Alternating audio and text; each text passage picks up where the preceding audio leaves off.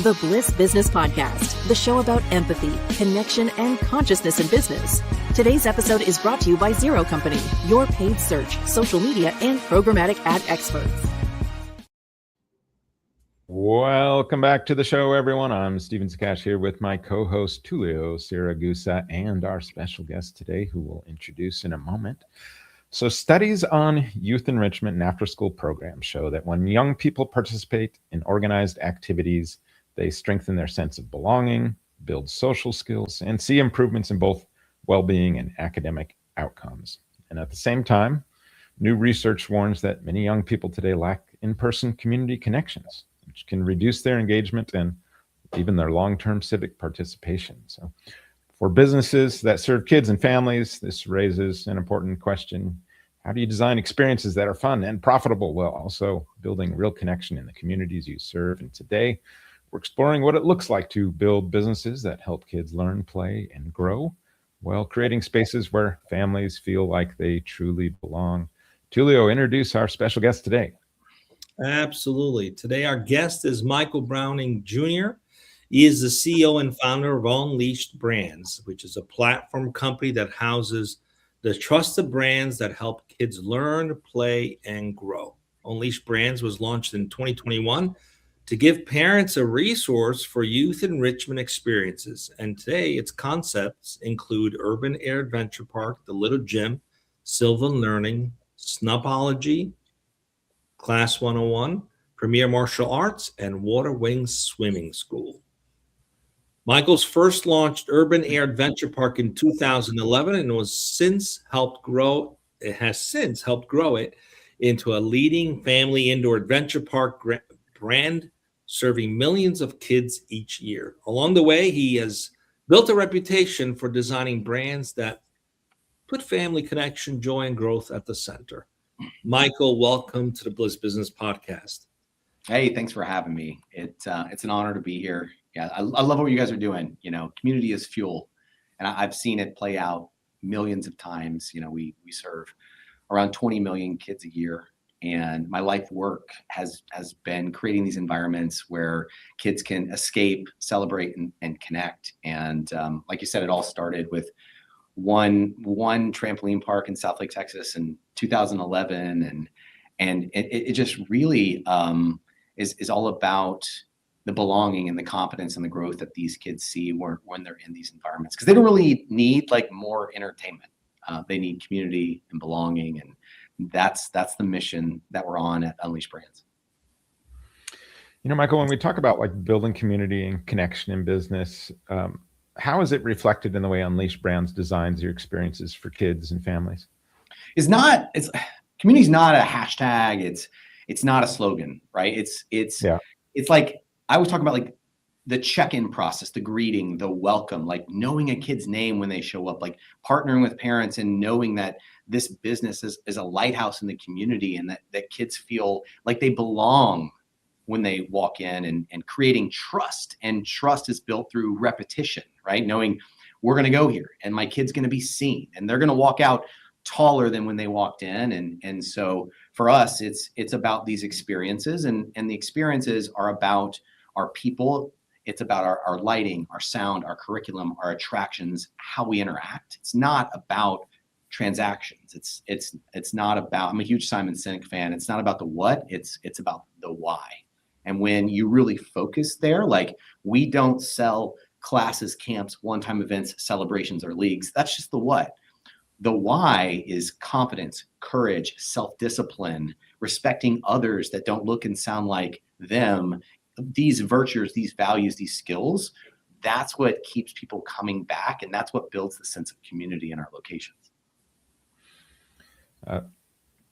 I love it. I know they, you know, even my kids have attended like some of your franchises, and both neurodivergent too. And so it was like, you know, they're coming in as they are and participating as they can in their different ways. But yeah, there was this sense of, you know, community and belonging in there. And, you know, when we've gone through some of those programs with our kids, you end up as a parent too, we've made some of our lifelong friends, you know, in that same process. So it's even just beyond the children, right? It's Totally, right? Like, so even we had started Urban Air back in 2011, my family and I, but while we were starting that, my wife and I had our first child.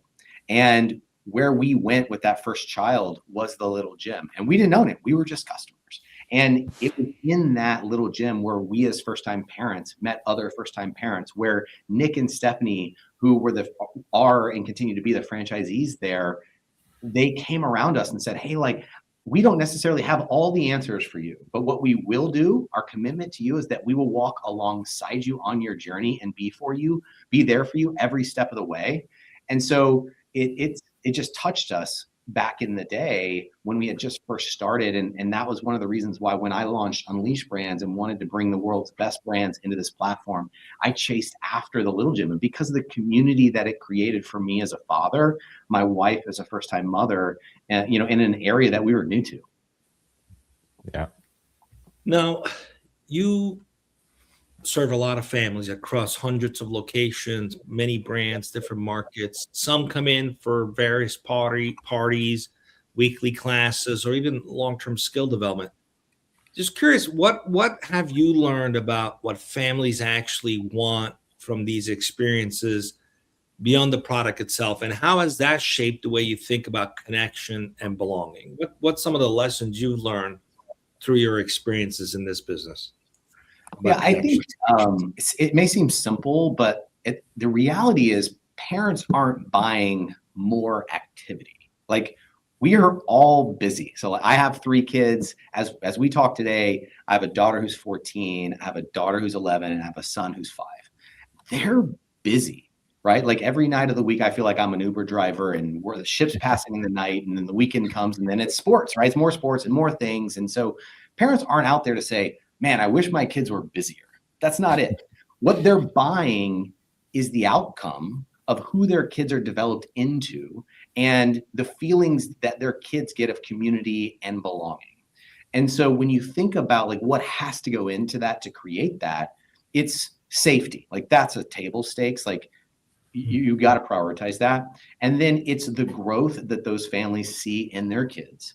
And then it's the joy those kids get in repetition every time they're in there.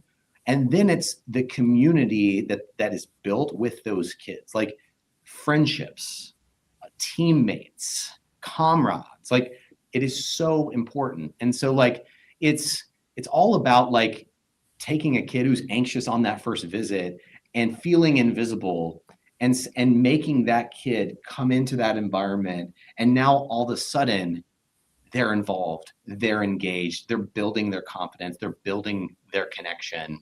So I would tell people, like, as parents, like, we're busy and we're not looking for more activity, but what we are looking for, again, it goes back to that why of how are my kids developing? How are my kids growing? And it takes a lot of infrastructure to be able to deliver that at scale over and over and over again. Michael, how do you think that youth enrichment and even family experiences will evolve over the next decade, especially as we become a very digitized, AI-driven society? Do you think kids are going to change what they spend time on? What do you envision for the future? So what I would say is tech's definitely not going away, right? We're all fighting every night, right, to get more personal connection with our kids, get them off their screens, right? It's just a constant battle. So tech's not going anywhere. Tech's actually, it's getting louder. Belonging's getting rarer because you've probably studied it. I study it all the time. A concept called connected loneliness. Like, we are connected with more people than ever before. We have more information than ever before, yet we and the youth of America feel lonelier than ever before, because there's a difference between followers and connections and community. They're not the same. And so that's why in-person experiences and the youth enrichment that we deliver matters even more than before. And like AI, it's going to shape behavior, right? Like, and I believe we need to teach our kids how to use it as a tool, but it cannot replace real world competence. It cannot replace what kids crave. They want to move, they want to build social skills, they want to be known by name by people they see in their community. And so the best brands will use technology to remove friction, but not replace the human aspect of their business. And so we're leaning in all the time saying seamless booking, faster check-in, smarter staffing, better safety, personalized progression as people move through our brands. But we're not looking at it as going like we're looking as we are humans that are designed, our DNA is to be together in relationships with other humans. And therefore what we do, that's why we love what we do. It's not going to be replaced by goggles. It's not going to be replaced by AI. And so we look at it as a tool, but we've got to know that these kids are definitely leaning into it. Yeah, I think about anytime there's like any of these sort of technological advances, it brings a little more complexity into our lives, while simplifying things. But those complexities often kind of spin off into areas and problems we could just never predict. And we're now kind of on this precipice with AI. And I don't think anyone has any grasp of, how that's going to impact our children growing up. And so it's probably even more important than ever to really be paying attention to how they're socializing, how they're using technology, and trying to give them some well-roundedness in their lives, right? I couldn't agree more. I think community is key. I spoke with a head of a VC about a year ago, and I said, what's next? What's like the next frontier after AI? And she was like, people are going to need to learn how to re-engage, like learning social skills is next, or getting interested in art, or, connecting. I was like, it's almost like the Renaissance 2.0 that's going to come next. And community is so key. And I love the way you're thinking about it. And I think more and more companies and more leaders, even those who are not, for example, selling to families or doing in the same line of business you do, can learn a lot about building community, And so especially in a very digitized world where people feel, like you said, more disconnected. So what advice would you give to those leaders in maybe more traditional industries who do want to build community and not just a customer list? Because that's really what it's about, building a community of people that resonate with your brand. What advice would you give them on how to do it effectively, even in traditional industries? Because I think it's very transferable too. Yeah, no, totally. I mean, whether or not your customer or your user is a kid or a family or not, right? Like everybody needs community. Everyone wants to be a part of a tribe that is like them, right? And that they can do life together. So I think what everyone has to understand first is like community, it doesn't scale just on good intentions alone. Like you've got to create the systems, and these systems have to make the behaviors, the right behaviors to create community. So you have to be very intentional. And you got to prioritize the things right. Like from the very beginning, when I started the first trampoline park, I always said, we're going to keep guests safe, happy, and we're going to make money. And because if you get it out of that order, you won't make money for very long. But it's safety plus a quality product or experience plus the connection. If that's in your product, then it's going to create trust. And then that's going to give you the energy that you need to create the belonging in every location. So what I always tell people is like, your core has got to be training. Like it's training from how you, for example, how you call a guest to talk to them about the birthday party they booked online and let them know we got it, we're there. Then how do you greet them? How do you deliver the curriculum, right? There's got to be playbooks and brand standards around all of these things. And it's safety, it's cleanliness, it's staffing, it's service. It's how do you handle a guest that's upset? Because you think about even in our business, like we have phenomenal operators but when you serve 20 million kids a year, even if you have a 99% customer satisfaction rating, 1% of 20 million people is still people that are upset, and you've got to treat them right. You got to earn them back. So training in your playbooks and brand standards are important. But then we talk about letting data help us understand what's truly happening in the business. Too many times operators will say, everyone's saying this. well, is it everyone or just the loudest someone? Or is it everyone or is just the last person that you talk to, right? There's a little bit of survey bias in there.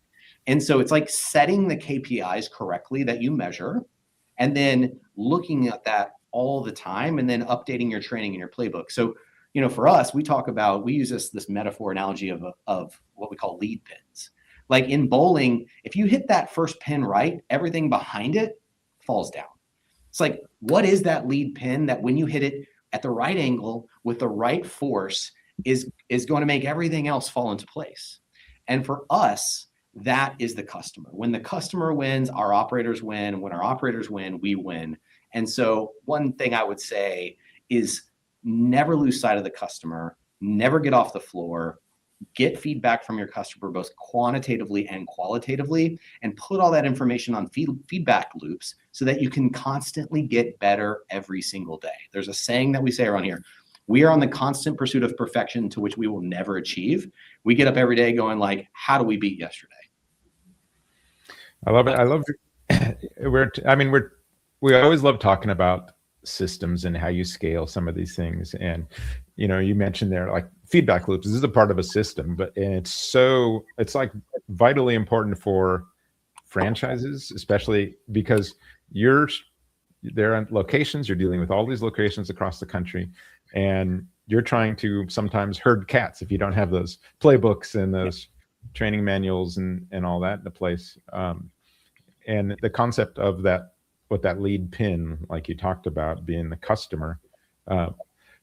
What are some of the kind of systems? We mentioned that a little bit, but I really want to dive in here on if you've got any kind of systems and things that other people can learn from as far as when dealing with that customer, that they can take to their business, outside of your industry.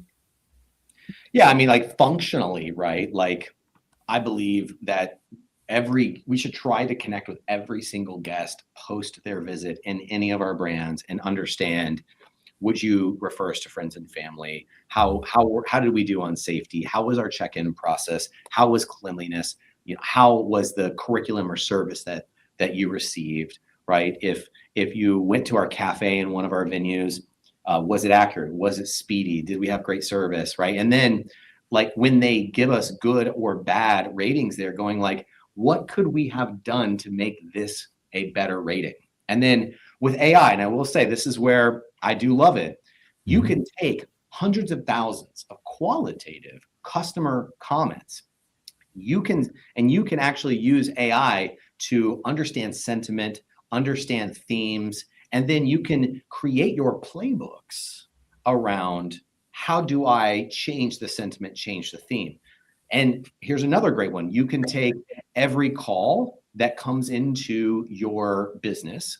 If it's recorded, you can transcribe it easily through Microsoft 365. You can then put all of those transcripts into AI and start to understand what's happening on the phone. And so those are things we are always doing it every day at 9:30 a.m. All of my data refreshes for the prior day. I'm looking at top line revenue. I'm looking at all of my net promoter scores, my customer satisfaction ratings across all the brands. I look at an AI analysis of the sentiment, that what are customers saying coming out of the weekend. And then on Mondays, we go into leadership meetings that are 4 or 5 hours long, where we're looking at how did we perform last weekend and what are the customers are saying. I always talk about like running a business is like coaching a sports team. Mondays for us, we come in and we review the film of how we played. And then we make adjustments on how we're going to play the game, right? And attack the opponent this next week. And we do that over and over and over again. And these KPIs that we set, those lead pins, we're always looking at how are we positively changing those KPIs to know if we're doing a good job or not. Because too many times in business, people mistake activity for achievement. And so it's like, let's make sure that everything we're spending our time on is impacting those lead pins in a positive way. I love everything you're saying. It's very intentional. Everything you're doing is very intentional. And it's by design, and it requires empathy. Wouldn't you agree? You've got to have a lot of empathy for your customers, for the markets, to care at that level where you're actually doing sentiment analysis and figuring out where do we need to work on based on real-time feedback. Do you think that, and this is a big question because we want to really dive into whether that's scalable. I think a lot of people are challenged with, how do I scale that level of empathy? And or even being so intentful and so purposeful. Do you think that it's possible to scale that? As Unleashed Brands grows, do you think like scaling empathy into your system so families still feel known and cared for, not just processed through a machine, like you said? What are some of the challenges of doing that as you scale, in scaling that empathy at the same time? Because a lot of businesses are challenged with that. When you're small, it's easier, but then it becomes a big challenge as you get bigger. How do you think it's possible to scale? And if you're doing that already, maybe share the secret sauce for everybody watching here as well. Yeah, empathy can absolutely scale, but it cannot scale accidentally. Like, you're just not going to stumble into scaled empathy in a system of our size with 1,500 locations and over $1 billion of system-wide revenue annually. You have to be extremely intentional. And the way that we do that is through storytelling and also helping everyone understand that every single kid has a name. Every name is writing a story. And this story is about a kid on a journey trying to reach their destiny. And every destiny has got to matter to our operators and to our team. This isn't just birthday party 56 in this location in Dallas, or this isn't just member 600 in a little gym, in the Midwest. Like, that's Bentley, that's Landry, right? And what we tell people is that you've got to imagine that every kid that walks in your door has like a talk bubble above their head, and like they're dealing with something. And so we tell stories all the time and do it through videos and calls and webinars where we're talking about that over there is a kid who is in this venue today with their dad, who's a divorced dad, and he's just trying to earn back the love and the connection with this kid. This over here, this is a family that just moved into the community and they feel like they don't have friends. This is a kid who's here to celebrate straight A's. This is a kid who's having their birthday party, and kids are quite easy to please, but sometimes we forget that on this day, 7 years ago, that child was born, and the mom and dad in that room, this was one of the most important days in their life. And when you take these stories to heart and you let them rise up through the numbers, and you tell those to your system and how you're impacting people's lives, that's where you can get the empathy at scale. You have to help them understand the impact. So some of the simple things we do at the end of every shift, and we're having huddle meetings with the staff, like tell me a story about a kid you impacted today. Tell me a story about what a parent said to you. Like, great example is we always have this happens over and over again. A parent brings a kid to Urban Air, for example, and they're a little shy and a little scared, and all of a sudden our staff we've taught them to get down at eye level and talk to that kid, and then end the conversation with a high five. And before you know it, the kid's climbing to that top of the wall, and the mom with tears in her eyes is saying, I just never thought that was in him. I never thought she could do that. Right. And so when you capture those stories and then you tell them back to the system, it helps people grab onto it. And it's the best storytellers win, and you've got to find those stories and tell them to your operators. And then obviously you got to hire for heart. Like I told people just a few minutes ago, we have a room full of potential franchisees who want to open up our businesses. And I'm like, if you don't like kids, if you don't like young adults, save us all the time and leave, because that's who we're stewarding. We are stewarding today's kids who are tomorrow's leaders. And our business never, it's very hard to find a business like ours where the intersection of making money and making an impact on the world collide. And so we take this as a calling, as our purpose is very important. And so it starts with hiring the right people. And then those stories make empathy contagious, right? And people want those stories. They want to be able to tell those stories. And that's for us where we've been able to make it scale, because a lot of our young adults, like, they're not chasing 50 cents more per hour. they're wanting purpose. They're wanting to feel like they're making an impact. And so helping them see it creates stickiness with your team. It creates stickiness with customers.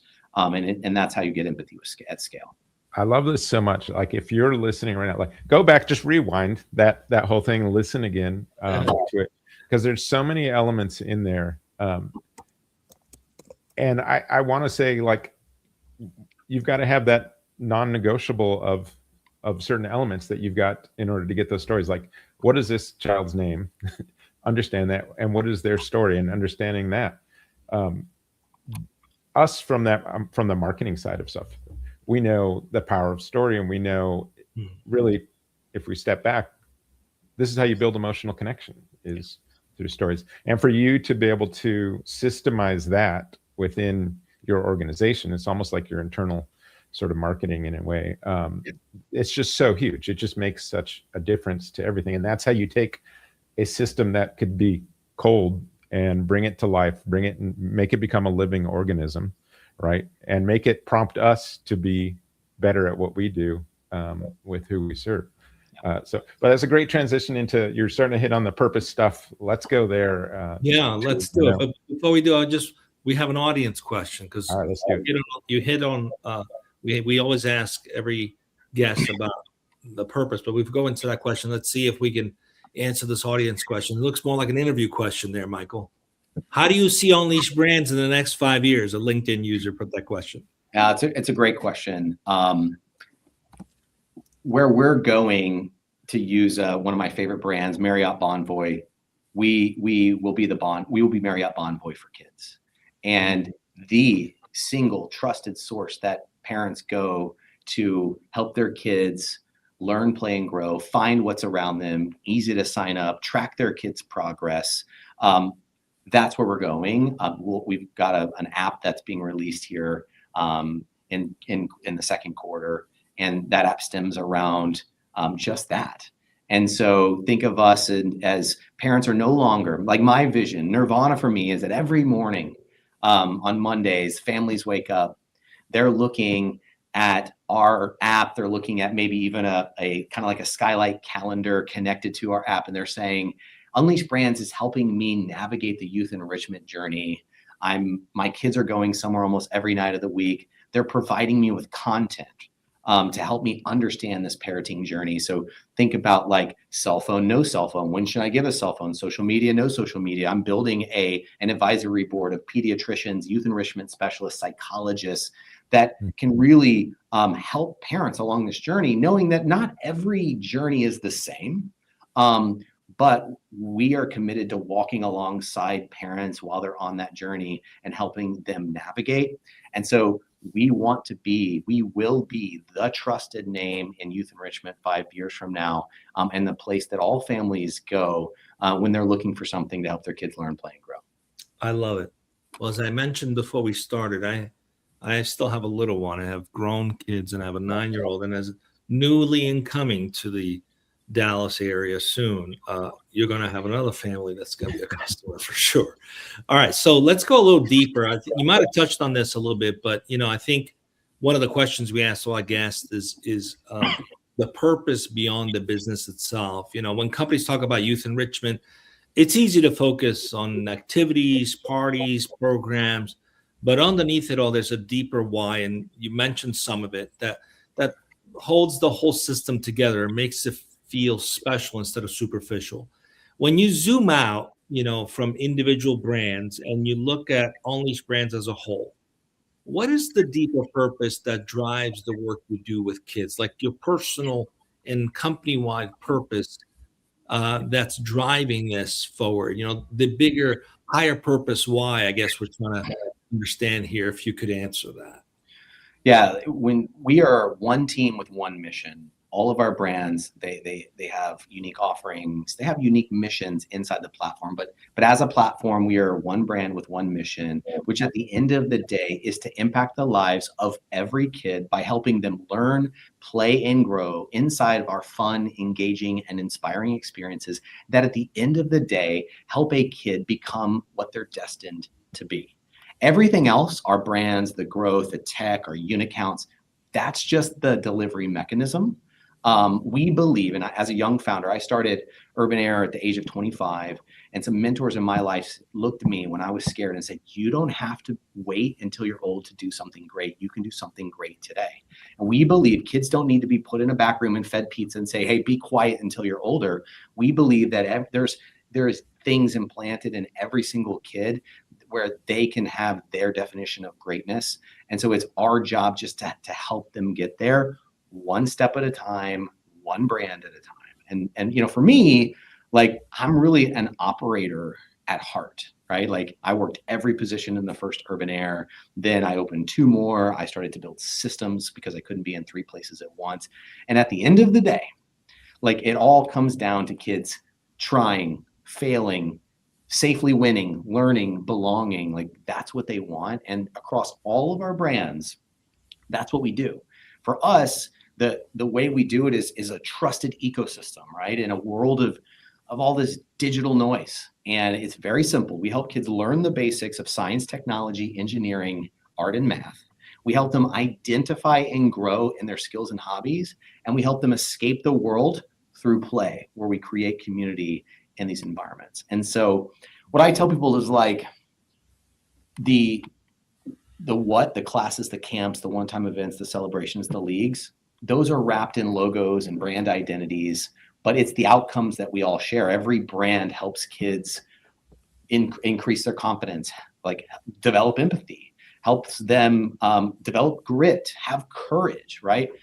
That is what we're after. We believe that we have the ability to impact today's kids who are going to be tomorrow's leaders and out there running the world when we're retired in rocking chairs. And I want to be able to look and say, hey, we left a little bit of an imprint on the world and a better place through what we get up and do every day. Yeah, and you have such an opportunity for having some kind of ripple effect on society, right? Because of all those touch points you have there. You mentioned when you're being an operator and you're developing, 1, 2, 3, and you're trying to develop your systems. What always worried me in that part of the scaling of a business is when you're scaling your systems, how do you make sure you stay true culturally to what you wanted to? How can you get those systems to prompt that culture? Were you going through some of those thoughts and things when you're systemizing yourself? Yeah, always, right? Like, and I think that's why it's important for people to have their mission and then to have core values, because the way you deliver your product or your service can change over time based on consumer behaviors changing, based on technology. But like, if you set your core values right, those should never change. They should surpass the test of time. They should still be here when I'm no longer here. And so that is a way you can filter everything through, even when the kind of the context and the landscape is changing, but by still having kind of your North Star, your true north. So those are 2 things I would recommend to people, if they haven't done it, is an actionable mission. And so when you think about our mission to impact the lives of every kid, I take the words of that mission and I assign them to people and departments inside of the company. It's not just a saying on the wall. So when you think about to impact the lives of every kid, in order to do that, franchise development has to sell more franchises and open more locations. Marketing has to get more awareness out there. When we talk about enriching their lives through our fun, engaging, and inspiring experiences, the team that's in charge of innovation and building these things out, those words are circled. Or when you think about our operators, right, that's their job. And so when you develop your mission and you assign it out to all your people and all of your teams, then it gives them a functional way to actually go and accomplish it. And then with your core values, you say, filter every hire, every decision through these core values. And we've seen that's worked for us. Yeah, I think that's just really that important part, is just continual auditing according to your values or your purpose, your mission, right? So, Michael, one question we always ask on this show at some form of this is, what role does love play in business? Man, I think that it's something that you can't necessarily, you can't ignore it, right? And so I think that the difference though is, are you playing to be liked or are you playing to be loved? And how do you love? So what I always talk about to my team and both senior leadership and the executive team is that I want them at the end of the day, when they look back on working here, and specifically for me, I want them to say, man, he was the hardest guy I ever worked for. And I want him to say, because he pushed me to do things I never thought were possible, because he believed in me more than I believed in myself. On any given day, I liked or maybe didn't like the decisions he had to make, but I knew that he loved the company, loved our customers, and loved the people, and he was always making a decision for the betterment of the whole. There's nobody I would want in my corner if I got into the proverbial street fight in business. And man, that guy, like, he was always there. He was always working for me.